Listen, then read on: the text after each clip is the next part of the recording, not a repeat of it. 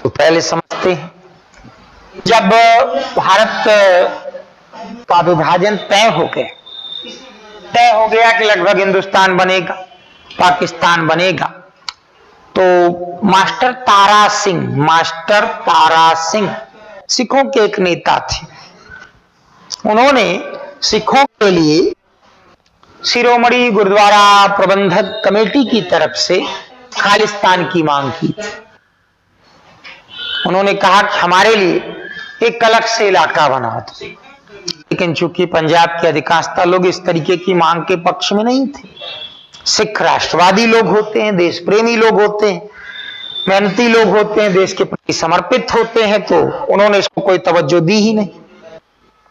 तो ये बात आई गई हो गई, और उनको खुद मालूम था कि भाई एक कोई ऐसा राज्य हम बना लेंगे जिसमें न तो कोई कोर्ट, आप अच्छी तरीके से जानते हैं कि स्विट्जरलैंड के अलावा ज्यादातर देश बहुत आगे निकल गए, उनके पास कोस्ट जरूर है, समुद्र तट जरूर है।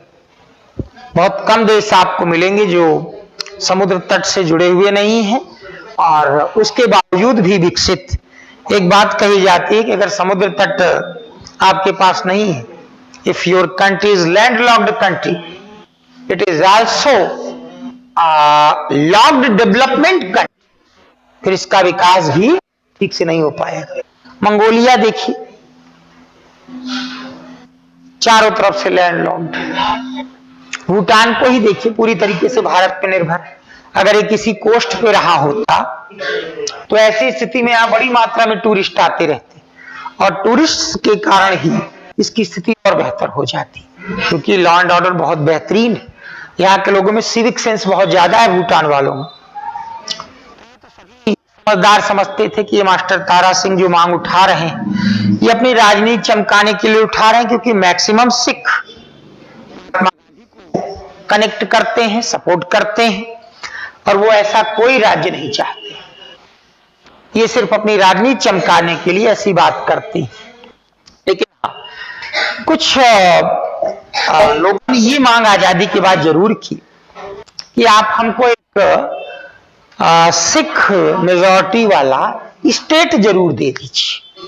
1956 में पंजाब के साथ ही हरियाणा रखा गया था, तो वैसी स्थिति में ये मांग उतनी गलत भी नहीं थी कि भाई एक आप अलग से हमको स्टेट दे दीजिए। झारखंड की मांग की गई, उत्तराखंड की मांग की गई, छत्तीसगढ़ की मांग की गई, तो ये कोई देशद्रोही मांग नहीं थी, एकदम प्रैक्टिकल अप्रोच था कि एक हमको आप ऐसा राज्य दे दीजिए।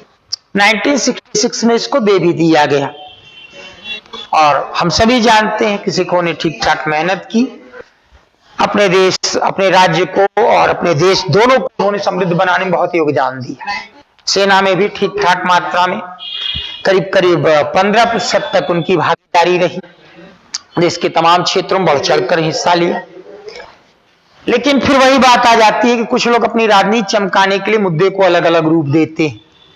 तो ऐसे ही एक व्यक्ति का नाम था जगजीत सिंह चौहान।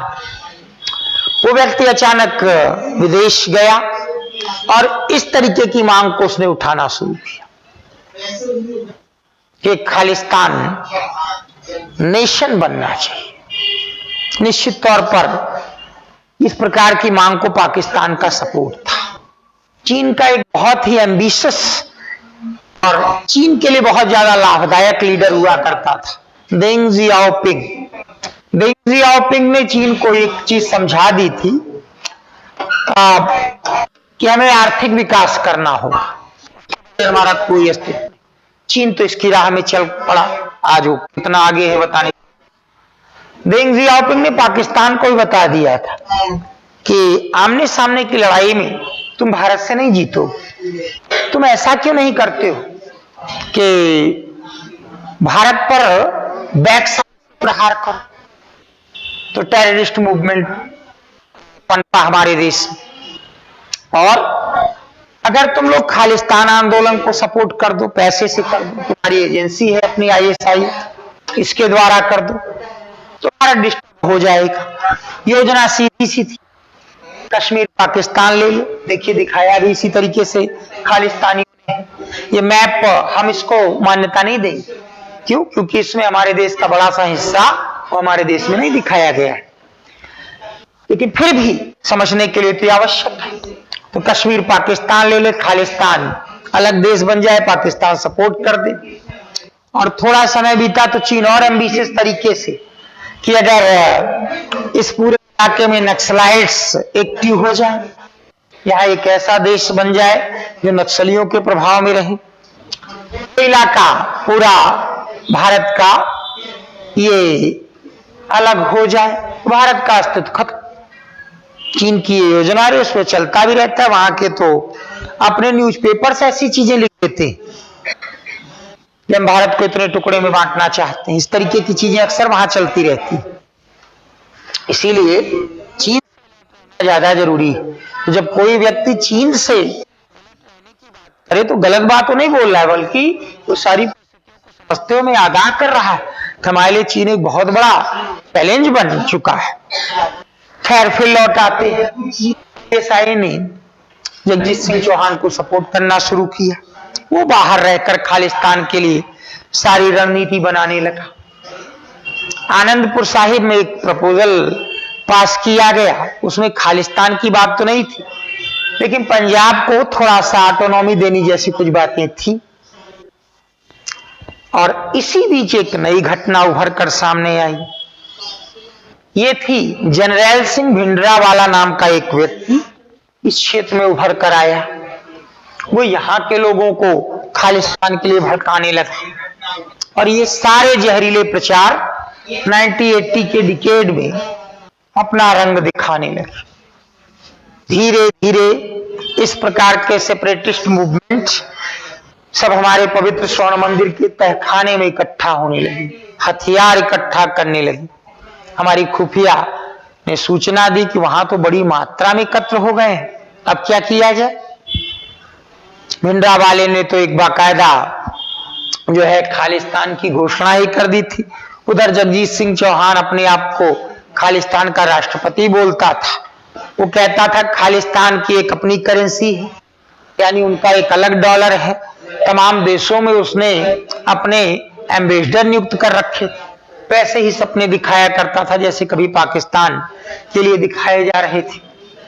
तब तो बहुत बड़ी चुनौती आ गई और 1984 में हमारे देश को यह सूचना मिली कि अब अगर कुछ दिन और लेट किया गया तो चूंकि इन खालिस्तानियों ने, इनको खाड़कू भी कहते हैं, याद रखिएगा। तो अगर किसी बुक में खाड़कू शब्द हो तो खालिस्तानी एक्सट्रीमिस्ट, खालिस्तानी चरमपंथियों के लिए कहा जाता है। अब अगर हमने तुरंत एक्शन नहीं लिया तो बहुत दिक्कत हो जाएगी। उस समय इंदिरा गांधी भारत की प्रधानमंत्री थी, यानी जैल सिंह राष्ट्रपति थे, अरुण श्रीधरन वैद्य इस समय हमारे थल सेना अध्यक्ष थे। तो रात एक योजना बनाई गई।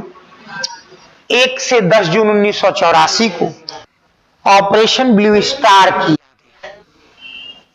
ऑपरेशन ब्लू स्टार के तहत के.एस. बराड़ के नेतृत्व में, के.एस. बराड़ एक नाम याद रखें कि कोई समय आप देख ही रहे कितनी हवा मिल रही है। तो ऑपरेशन ब्लू स्टार के तहत हमारी सेना ने इस कैंपस में इंटर किया।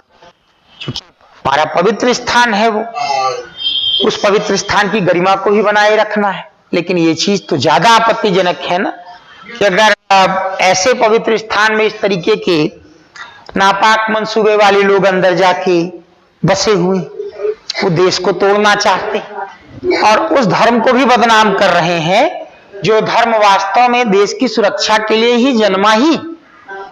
गुरु गोविंद सिंह जी ने जो रूप दिया है वो देश की रक्षा के लिए ही सिख पंथ को ये रूप दिया है उन्होंने।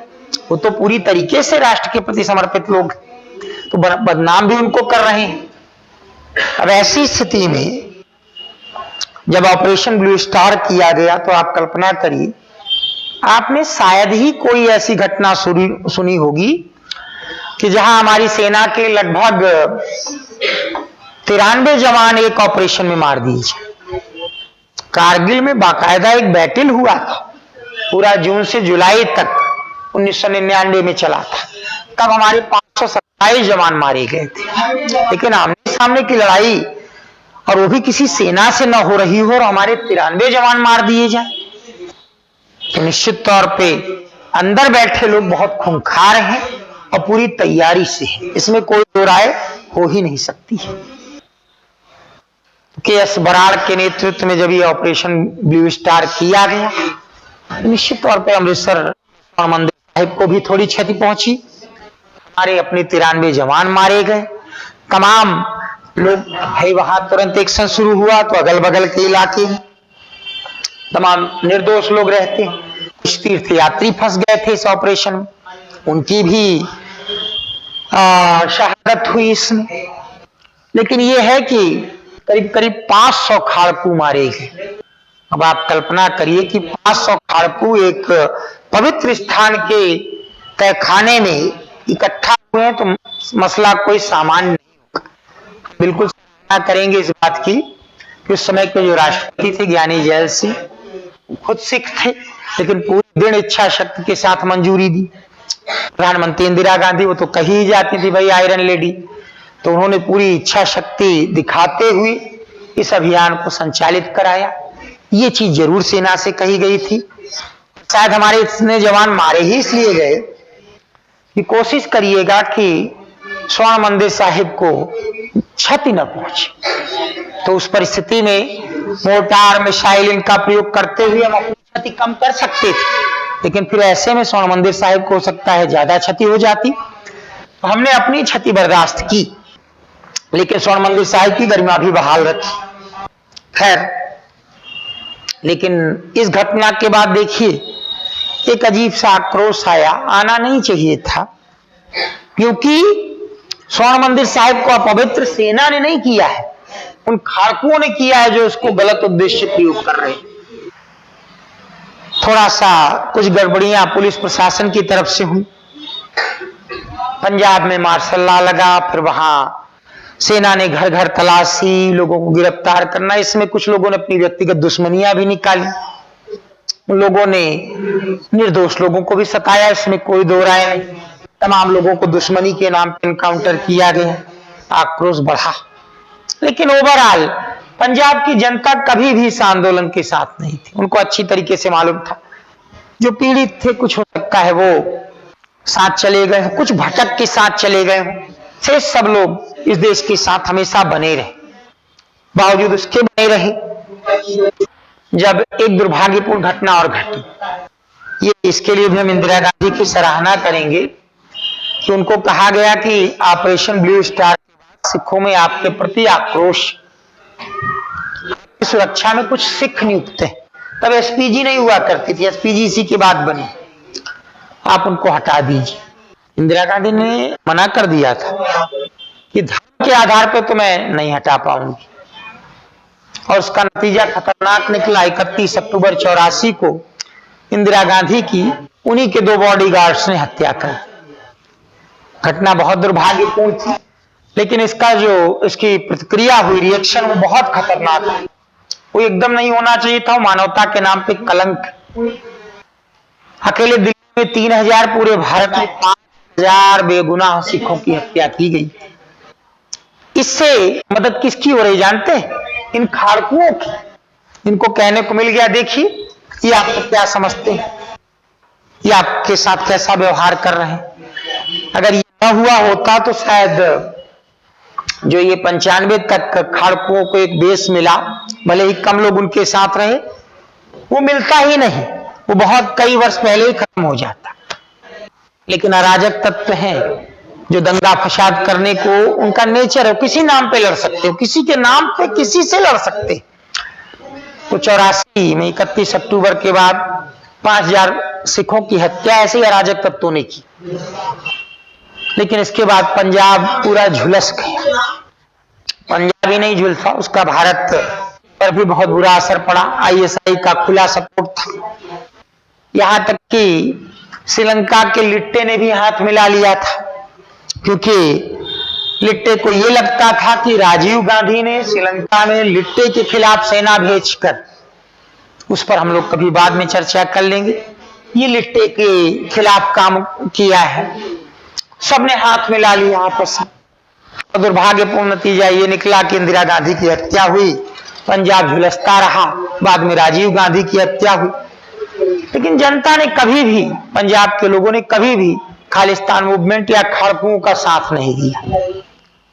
वहां 1992 में बड़े साहसिक ढंग से, तब प्रधानमंत्री पीवी नरसिम्हा राव थे, पंजाब में उन्होंने चुनाव करवाया।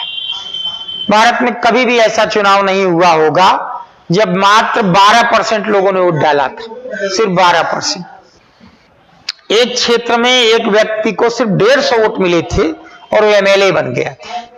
खाड़कुओं ने साफ शब्दों में कहा था कि जो कोई भी मतदान करने के लिए जाएगा उसको हम गोली मार देंगे।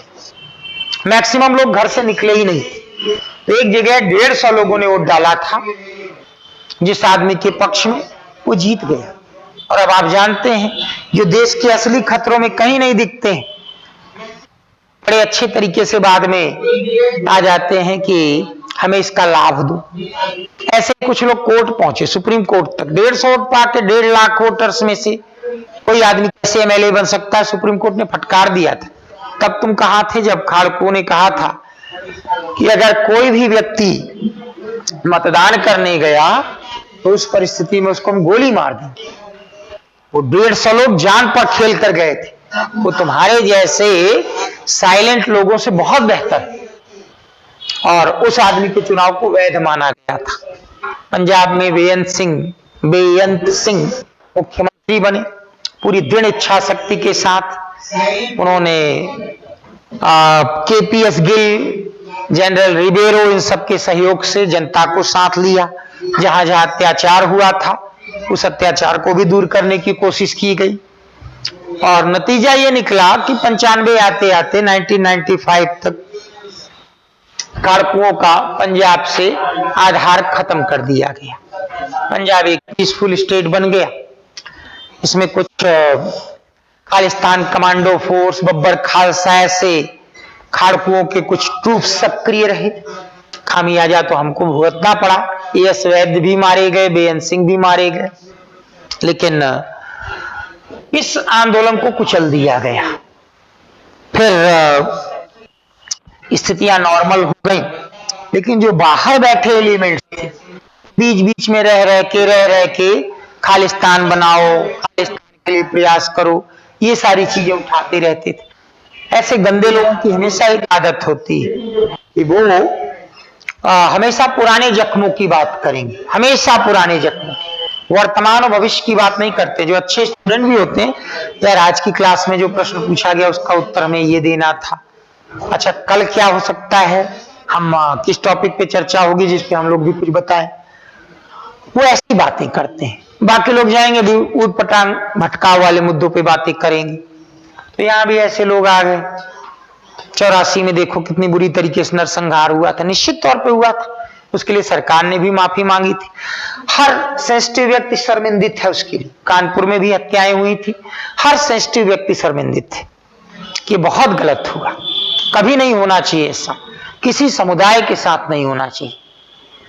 लेकिन उसको उभारने की जगह 2018 में कहा गया कि एक प्लेबिसाइड कराई जाए खालिस्तान के लिए। ये मुद्दा आया तभी से, आप देख रहे होंगे 2018 2019 के चुनाव होने वाले, जब जब इलेक्शन करीब आते हैं तब तभी ऐसी चीजें उभरती, और अभी जो भी ट्विस्ट आएगा सब इलेक्शन से ही जोड़कर रहेगा।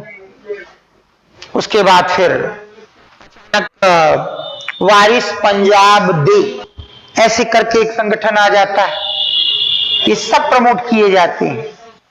फिर उसके संस्थापक की कहीं रोड एक्सीडेंट में डेथ हो जाती, फिर ये अमृतपाल नाम का व्यक्ति आ जाता है और अचानक वो लीड करने लगता है। अचानक वो ये मैप रिलीज करता है, कहता है पंजाब के साथ साथ राजस्थान के कुछ क्षेत्र, दिल्ली, हरियाणा, हिमाचल प्रदेश के क्षेत्र, चंडीगढ़, उत्तर प्रदेश के भी कुछ क्षेत्र, इन सबको मिला के एक खालिस्तान राज्य बनाओ। और ऐसी स्थिति में आप देखते होंगे कि अचानक इन सब चीजों को न्यूज चैनल्स पे बड़ी कवरेज मिलने लगती है कि लॉ एंड ऑर्डर से जुड़ी प्रॉब्लम्स मानकर इन लोगों को ज्यादा कवरेज दिए बगैर अगर रास्ते से हटा दिया जाए तो ज्यादा अच्छा होगा। अब एक गुमनाम से व्यक्ति को आप इतनी कवरेज दे रहे हो, ये कोई अच्छी चीज नहीं। और ये तो बड़ी आश्चर्य की बात है कि हाईकोर्ट ने कहा कि 80,000 जवानों के होते हुए एक आदमी निकल भागा। ये माना नहीं जाता है कि अगर पुलिस और प्रशासन चाह ले तो व्यक्ति एक सुई भी इधर से उधर हो जाएगी। इसको आप स्पष्ट रूप से याद रखिएगा। एक बड़ी बेहतरीन फिल्म है, उसमें अमिताभ बच्चन के मुंह से कुछ डायलॉग कहलवाए गए हैं। वो ईमानदार पुलिस ऑफिसर का रोल उन्होंने किया है। वो लाइन हमेशा याद रखिएगा कि अगर पुलिस और प्रशासन चाहे, एक बच्चे से उसका कोई खिलौना नहीं छीन सकता। ये तो बहुत बड़ी घटना है। तो क्यों होता है ये सब, हमको इसको समझना होगा। क्योंकि हमेशा चुनाव के पहले इस तरीके के मुद्दे, जबकि चुनाव हमें हमेशा सिविक सेंस पे लड़ने चाहिए। हमें हमेशा चुनाव अच्छी सरकारों के मुद्दे, इस तरीके के मुद्दों से कोई भला नहीं होने वाला है। इन्होंने बांग्लादेश बना लिया, जब तक ये ऐसे मुद्दों में उलझे रहे, ये दबे रहे। आजकल वहां की सरकार इन मुद्दों से थोड़ा ऊपर उठ गई है, तो थोड़ा सा इनका ग्रोथ दिखता है। इन्होंने पाकिस्तान ऐसे ही मुद्दे के नाम पे बना लिया, कौन सी बड़ी उल्लेखनीय प्रगति कर ली। इनका टोटल फॉरेन करेंसी रिजर्व 20 अरब डॉलर का, आप कल्पना करिए, 20 अरब डॉलर का। तो उस स्थिति में कौन सी तरक्की कर ली। कल्पना करिए कि अगर ये पाकिस्तान, भारत के साथ बांग्लादेश, ये सब एक देश रहे होते, एक हमने ढीला ढाला संघ और बना लिया होता कि नेपाल, भूटान, श्रीलंका, ये भी ढीला ढाला संघ आने जाने की छूट। सेना का कितना खर्चा डेवलपमेंट में लगता। सारे चुनाव हम सिविक सेंस के नाम पे लड़ रहे होते, अच्छी सुविधाओं के नाम, एकदम स्पष्ट रूप से कि धर्म, जाति, भाषा, प्रांत, इस प्रकार के मुद्दों को हम अलाउ नहीं करेंगे उठाने को। इनके लिए तमाम प्रकार के कमीशंस बने हुए। अगर अत्याचार हुआ तो वहां जाइए, कोर्ट बनी हुई, उसमें अपना पक्ष रखिए, न्याय मिलेगा। तो आप कल्पना करिए कि क्षेत्र की कितनी अच्छी स्थिति होती। यूरोपियन यूनियन के जो देश हैं वो हमसे कहीं ज्यादा आपस में लड़े थे। पूरा इतिहास, वर्ल्ड हिस्ट्री जो बच्चे पढ़ चुके हैं वो जानते हैं कि ब्रिटेन और फ्रांस की कैसी शत्रुता रही, उसी प्रकार से फ्रांस और जर्मनी की कैसी शत्रुता रही, इन तीनों की आपस में कैसी शत्रुता रही। लेकिन समय को देखते हुए सबने हाथ मिला लिया है। यूरोप के देश हर मानदंड पर आगे। अगर हम ये चीज समझ जाते हैं तो ज्यादा बेहतर होगा। नहीं समझ पाएंगे, फिर वही स्थितियां होंगी, गुल जुलूल के फालतू के मुद्दों में हमारा ध्यान जाएगा।